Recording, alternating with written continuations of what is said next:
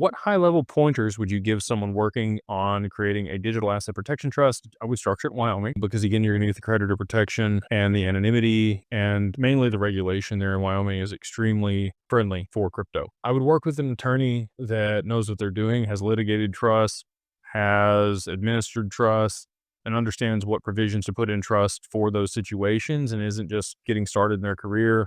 They've got a lot of tenure and understanding of what's going on. I would look at adding different clauses to your asset protection trust to make sure that it meets the criteria and how you want to manage your estate over the long term. If it's over 100 pages, it's probably too extensive and too rigid. If it's less than 30 pages, it's probably not as robust as you need. So somewhere in between those two amounts is probably going to be the sweet spot for you to capture everything that you want inside that and also give you the ability to be malleable because you want things to be flexible with it. You're going to want to pick a good distribution trustee, somebody that you trust enough to help you out. Obviously, they do have to do things to make sure that they're abiding by what they're supposed to do and not just give you your assets out of your trust anytime, especially if it is to pay off creditors. That's their job, to protect you in that situation. And work with a really good attorney. I would try to make sure that you're finding the best attorneys to work with that understand digital assets and are going to set it up the right way. And, a lot of what I just mentioned there.